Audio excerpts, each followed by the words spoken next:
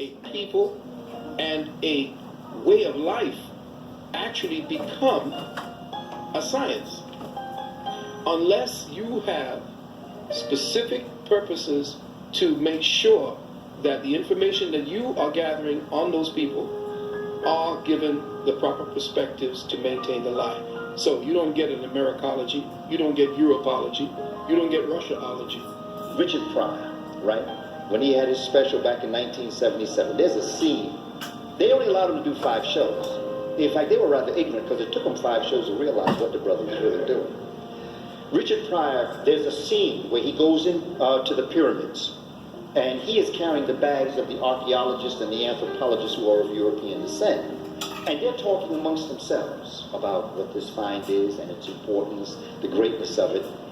And Richard Pryor is in this temple looking all around, and he begins to say, but all these people are black. He said, look at that guy over there, that guy looks like my uncle. And he's just, it's humorous, but what Richard Pryor is actually talking about is that, these are black people in these pyramids, and these are the people that built these pyramids. He's saying, wait a minute, these people... And then all of a sudden, the camera begins to show the anthropologists of European descent, and they start to nudge each other because they realize, hey, the guy carrying the bags is looking around, and he's learning some things in here. So very quietly, you see them backing out of the pyramid, right? And Richard Pryor is still there talking about how great the pyramid is, and then all of a sudden, they show you the door close, and all of a sudden, the scene goes black. Which means that was the blackout on the information for black folk to understand their history. This is what Richard Pryor was dropping on us in 1977. This is what actually has happened. Richard was telling us, this is what has happened to us. Because as you become conscious, and brother becomes conscious, and as a community we become conscious, the Europeans who know this are beginning to realize. So they're trying to shut the door on us.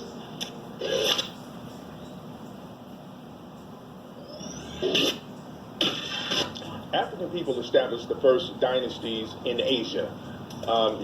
When you look at old paintings of Eastern Asian people, you can see the African ancestry in their features. The Japanese were formed when Ethiopians brought South Koreans onto the island and combined with the original people there known as the Ainu. The Ainu now, you're going to find the Ainu in the Philippines. They're going to be called Negritos. You're going to find them in Vietnam. They're called the Champa or the Montagnards. You're going to find African people throughout the Far East. Very dark complexion, very curly hair, wide nose, thick lip. You will also find those with straight hair. You will find those with a more aquiline nose. Some of the first Buddha statues clearly had African features, classical African features. If you go to Thailand, if you go to Korea, if you go to Vietnam, you will see some of these statues up that has the classical African nose, classical African lips, woolly hair. When we go to Asia, we see that the founders of the samurai warrior, in Japan, was an African. We found that the founders of the ninja system was an African. In fact, in Japan, there's a saying that if you don't have a little bit of African blood, you can never truly be a samurai. Martial arts was established by a black Dravidian who was living in southern India by the name of Bodhidharma. The Bodhidharma, it was said that he walked from southern India into Asia, China, and on his way there, he would study the fighting mechanisms of animals, and he used that as a form of self-defense for himself, and that's where martial arts started. There was another guy named Tigwai, who was an original master of martial arts. And if you look at old paintings of Tigwai, this dude looks like Lionel Richie. So martial arts was really established in Africa. Even during slavery in Brazil, there's a form of Brazilian martial arts, which is African martial arts called capoeira.